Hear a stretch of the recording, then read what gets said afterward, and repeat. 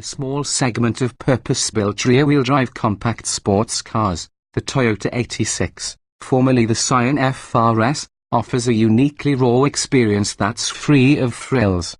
Its convertible competitors can keep up and overtake the 86 in performance, but they don't come close to the Toyota in practicality and everyday usability. In fact, buyers who plan to enjoy a regular track day with the 86 will be happy to know that it's possible to fit a second set of mounted tires in the trunk with the rear seats folded.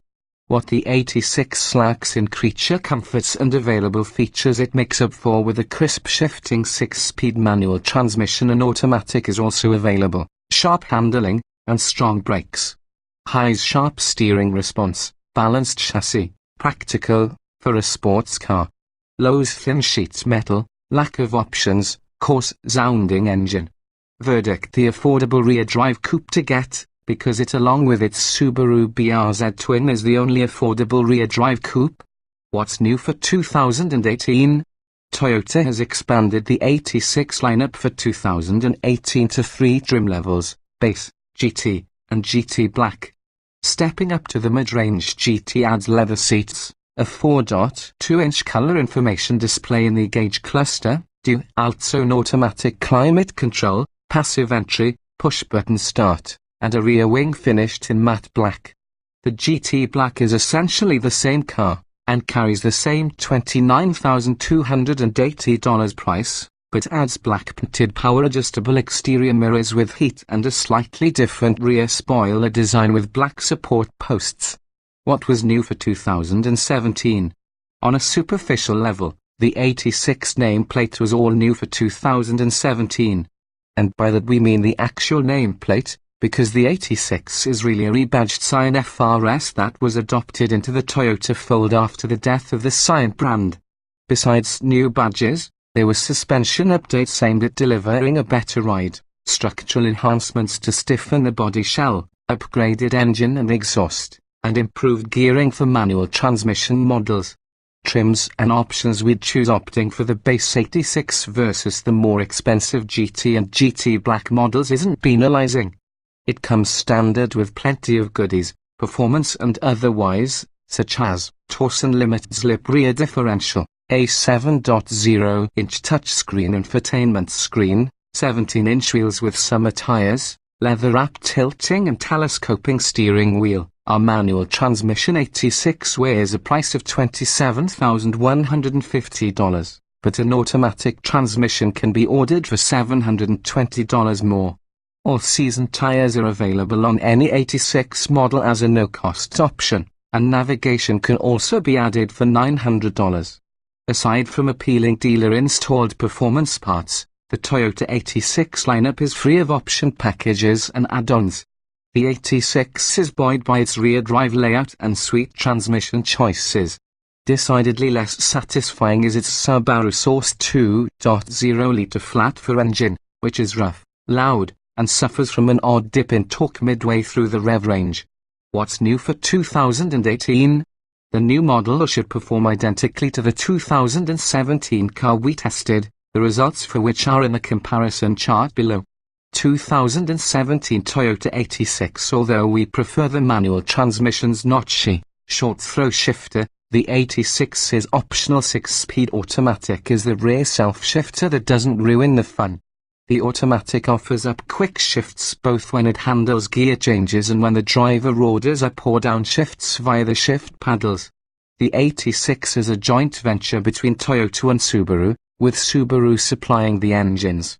The 2.0-liter flat-four can rev, but it generally feels reluctant to do so and makes tractor-like noises in the process.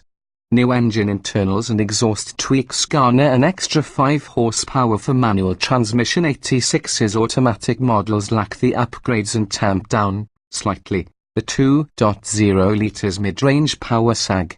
Put bluntly, this engine is nowhere near as refined or exciting as the inland four in the Mazda MX-5 Miata.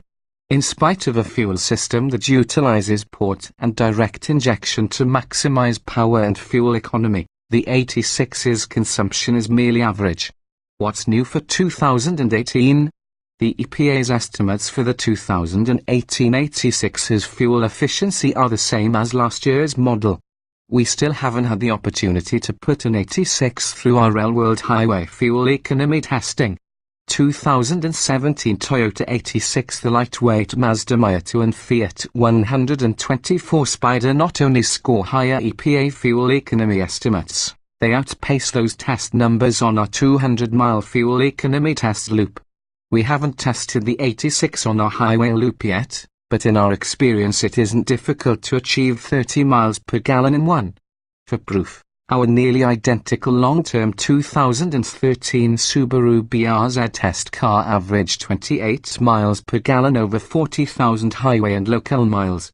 Despite its less than thrilling engine, the 86 delights with sharp handling, quick steering, and grip-challenged optional all-season tires that enable sideways antics at fairly low speeds. This rip-it-up hooligan side is the 86's most appealing personality trait. What's new for 2018? Nada. The 86 is mechanically unchanged for 2018, and we expect the same spirited driving experience as last year's model. Acceleration even with a class-leading 205 horsepower, the 86 is only the second quickest in this review and trails the 155 horsepower Mazda Miata to 60 miles per hour. The Toyota's disadvantage comes down to weight. The Mazda is some 400 pounds lighter. Keep in mind, however, that the 86 has a back seat and a fixed roof. Subjectively, the 86's four-cylinder engine is not as smooth as the Miata's. Its power delivery is, however, more linear than that of the turbocharged 1.4-litre four-cylinder in the Fiat 124 Spider.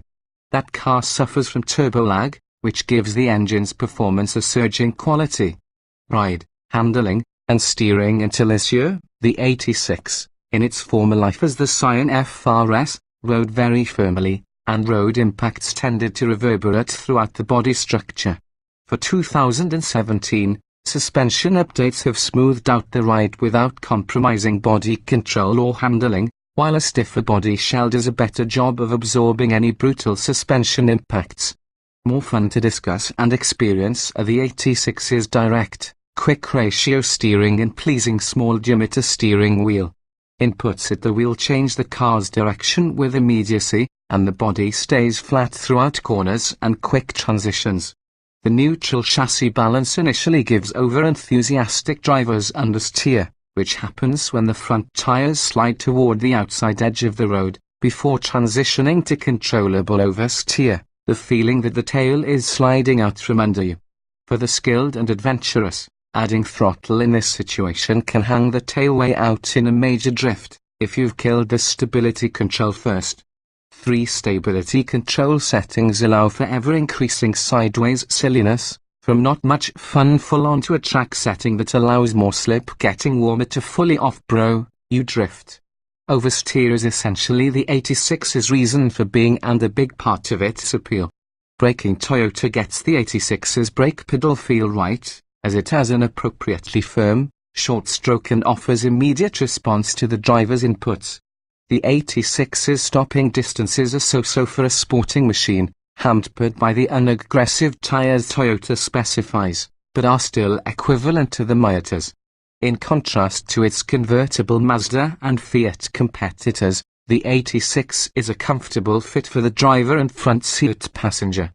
The driving position is nearly perfect, placing the driver square to the steering wheel with the pedals a perfect distance away from the well-bolstered, supportive seat. Material quality and fit and finish inside the 86 are good for a low-volume, $27,000 car, although the mechanically identical Subaru BRZ spoils with richer duds and more features. What's new for 2018? The new for 2018 GT and GT Black models come with leather seats, dual-zone automatic climate control, a color information display in the gauge cluster, and push-button ignition. Otherwise, the 86's cabin remains unchanged. Interior space comparisons. The dimensional comparisons in these charts to the contrary stretch out room for front seat occupants is plentiful in the 86. There is far greater space for shoulders, knees, and feet than in either the Mazda MX-5 Miata or Fiat 124 Spider. And don't forget, the 86 has a back seat. You might only be able to fit a pet monkey back there, but those seats exist where the Mazda and Fiat have none. Front seat passenger space. Our 6-foot 1-inch tester demonstrates how easy it is to enter and exit the driver's seat of the 86. Back seat passenger space. Our 6-foot 1-inch tester demonstrates how difficult it is to enter and exit the back seat of the 86. It also shows how much knee room there is when the driver's seat is adjusted for a 6-foot 1-inch driver. Interior features. A machine conceived to deliver driving fun, the 86 offers up few distractions from that noble goal. The cabin design is simple and straightforward, with a row of manual temperature and fan controls beneath the 7.0-inch touchscreen. Concession to comfort is limited to a few stitched vinyl pads on the door panels and along the sides of the transmission tunnel, offering respite for braced elbows and knees during hard driving. Otherwise, the interior is assembled from mostly firm, monochromatic plastics. Fancy items such as heated seats, automatic climate control, and proximity entry with push-button start are limited to the 860 Special Edition. Seating and step-in height. The backside of the 86's driver sits nearly at floor level, leaving legs stretched straight ahead to meet the pedals, a true sports car driving position. To accurately measure seating height, the distance from the row to the driver's hip, we use an point machine HPM, a precisely engineered device marketed by C International. This versatile tool, in conjunction with a laser device, reveals the width and location of roof pillar visibility obstructions, blind spots. Our HPM and laser measurement tools determine the length of road obscured by the hood as well as the road obscured by the trunk or hatch as seen through the rear view mirror. Blind spots, visibility, an obscured roadway. We test visibility on convertibles with their tops up, which helps explain why the 86 has better rearward vision than the Mazda or Fiat twins. Obviously, those convertibles offer a less cluttered view to the rear with their helmet-like soft roofs lowered. In any case, the 86 is easy to see out of, with generous glass area all around. Roof pillars protect occupants in a rollover crash, but they also create blind spots. We determine visibility by measuring the location and width of each pillar using a point machine and a laser beam surrogates for a driver and eyeball, respectively. Front and rear visibility are calculated by subtracting the viewable area blocked by the pillars from a perfect 180-degree score.